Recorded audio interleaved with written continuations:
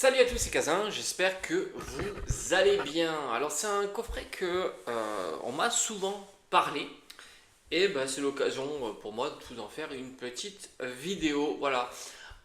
Donc c'est le coffret que je te mets ici sur le côté, le coffret Ursa King Lune Vermeille qui je crois est distribué un petit peu partout. Moi je l'ai vu dans ma Fnac. Je les ai eus aussi sur les sites indépendants et c'est vrai que ils en avaient une quantité assez importante. Alors, ce coffret, on va le détailler ensemble et je te donnerai un petit peu mon point de vue, le bilan de ce coffret. Donc, coffret sorti il y a quelques jours maintenant, coffret novembre, qui sort pendant la période de EV8, étincelle déferlante. Donc, déjà d'un point de vue des cartes promo, alors c'est un coffret que tu trouves aux alentours de 25 euros. On est dans un contexte actuel que maintenant les coffrets tu les trouveras toujours au prix standard, voire même un petit peu moins, certainement 22, 23 euros. C'est forcément jouable, peut-être dans certaines boutiques comme Leclerc ou des choses comme ça. Bref, prix standard. Tu retrouves trois cartes promo, enfin une carte promo et deux cartes type Cosmo Holo, hein. Tu sais, tu as l'habitude. Noirfang, Cosmo Holo, très sympa. Moi je les aime bien hein, parce que c'est des Pokémon que je collectionne dans mes classeurs. Et tu as une petite carte X qui est Ursa King Lune Vermeille. Donc autant te dire que du point de vue des cartes qui sont fournies dans ce coffret, rien d'exceptionnel. On est sur du standard, du basique. Ça n'apporte pas grand chose au coffret. Évidemment, ce type de coffret, on aime avoir des cartes qui apportent quelque chose, soit un Pokémon ultra populaire, qui peut être introduit sur des formats type Cosmo Holo ou euh, carte X classique. Là, ça aurait pu avoir une importance, surtout si c'est de l'exclusivité. Mais là, je pense que la notoriété de ces Pokémon ne suffiront absolument pas. Maintenant, on va regarder les boosters qui composent ce coffret. Il sort en plein V8, donc ça c'est déjà pas mal. On est sur une série très sympa. Donc ça c'est déjà un côté très positif. Les deux boosters devant, ce sont deux boosters, donc EV8, étincelle déferlante. Donc ça c'est un bon point pour ce coffret. On retrouve un booster couronne stellaire, qui est une série qui est plutôt sympa, sans être exceptionnelle, mais c'est une série sympa. Et enfin, on retrouve un booster EB. Alors ça, évidemment, c'est toujours la bonne nouvelle, hein. Quand tu as un booster EB, tu sais que déjà EB c'est populaire, donc le travail a déjà été fait. Et en plus, on est sur Origine perdue, qui est, à mon sens, la deuxième, voire même la première série EB, fin de bloc, comme d'habitude, hein. Si tu les mets en concurrence avec Star Étincelante, Origine, pas Origine, Tempête Argentée ou Astre Radieux, j'ai envie de dire c'est la deuxième, la première ou la deuxième meilleure. Voilà, donc ça c'est plutôt cool.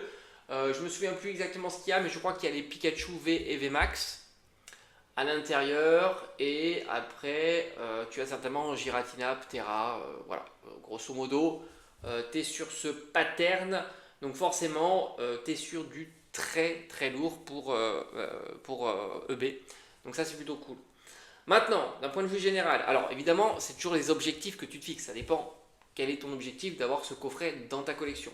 Est-ce que c'est de l'investissement? Est-ce que c'est un coffret collection? Est-ce que c'est de l'ouverture? Voilà, tout ça, ça va définir évidemment la tendance. Si c'est pour de l'ouverture, franchement, c'est la régalade. Tu as 4 boosters, tu as une série de tendances du moment V8, tu as une très bonne série épée bouclier, voire même une des meilleures séries épée bouclier, tendance aussi, et tu as une série EV7 qui est pas mal. Donc au final, pour de l'ouverture, j'ai envie de te dire, c'est plutôt un très bon coffret. Mais attention, on est dans une période, novembre, décembre, puis janvier, on est quand même dans une période propice aux promotions. Là, dans quelques jours, on est au Black Friday, et vu les quantités assez importantes allouées à ce genre de coffret, c'est pas impossible que tu le trouves aux alentours de 20, voire même un petit peu moins que 20 euros. Donc là aussi, c'est notable de patienter. Maintenant, si c'est pour une collection scellée, bon, j'ai envie de te dire, ça c'est toi et ta collection, quelle est l'orientation de ta collection? Ça c'est aussi ça qui est important, c'est un bon coffret de collection scellée. Tu peux même choisir deux boosters identiques devant, hein, ça marche très très bien. Tu peux aller chasser en plus des illustrations populaires, le Pikachu, le Latios Latias. Donc là aussi, c'est plutôt intéressant. Donc évidemment, j'ai envie de te dire, pour un coffret, il est plutôt intéressant. On a eu énormément de coffrets, j'ai envie de te dire, moins cool. que ce coffret-là. Et par conséquent, oui, il se démarque un petit peu, voire même beaucoup, par ses caractéristiques. Donc ça, c'est plutôt cool. Et après, alors si c'est de l'investissement, bah, tu connais mon point de vue sur les coffrets, c'est pas l'item le plus cool à avoir dans sa collection, ne serait-ce par le format. Il ne propose pas de carte promotionnelle exceptionnelle, donc on ne va pas jouer sur ce tableau-là. En plus, les coffrets, en règle générale, dans l'investissement, c'est pas l'item qui évolue le mieux avec les années, hein. Donc il faudra évidemment attendre que V8 soit plus là, V7, etc. Après, ce qui est bien, c'est qu'il diversifie un petit peu ta collection d'investissement parce que voilà, tu joues sur 3 séries, donc ça c'est sympa.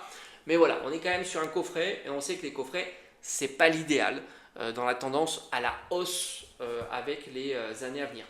Donc par conséquent, si tu veux allouer, en plus ça prend de la place, donc là aussi, hein, souvent la place n'est pas extensible, hein, si tu petit à petit comme ça, tu gardes des items, surtout qu'on est sur un temps plutôt moyen terme, hein, tu vois, on n'est pas sur du court terme. V8 c'est une série qui devrait revenir comme ça régulièrement, puis il y a du stock. V7 c'est pareil, Origine perdue, bon c'est pas la même histoire, même si on a vu, il y a encore des duos packs présents un petit peu partout, donc voilà.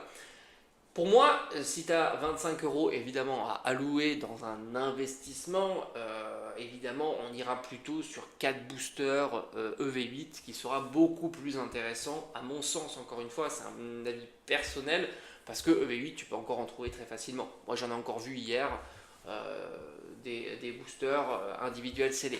Je trouve que c'est plus intéressant et en plus ça prend moins de place et en plus si tu veux en vendre un, en échanger un, c'est toujours plus flexible qu'un coffret. Malgré tout, le bilan d'ensemble sur ce coffret évidemment est très positif. Il y a des coffrets qui sont beaucoup moins intéressants. Je crois que c'était Super Dauphin qui est beaucoup moins intéressant. Je sais plus, c'est vrai qu'à un petit moment j'ai un petit peu décroché hein, sur les coffrets intéressants, pas intéressants, mais je crois que Super Dauphin c'était vraiment pas top. Je crois que Tac Tag il était plutôt sympa. Et puis voilà, il faudra regarder un petit peu. Je pense que Tombereau est pas ouf non plus. Voilà.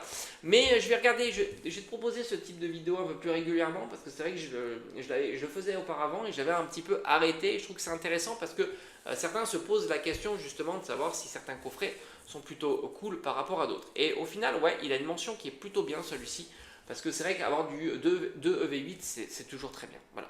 Au final, le bilan est plus que positif et après ça dépend de l'orientation de ton choix dans l'achat de ce type de coffret. Bref, je te dis à bientôt, merci d'avoir regardé la vidéo et à bientôt, ciao ciao.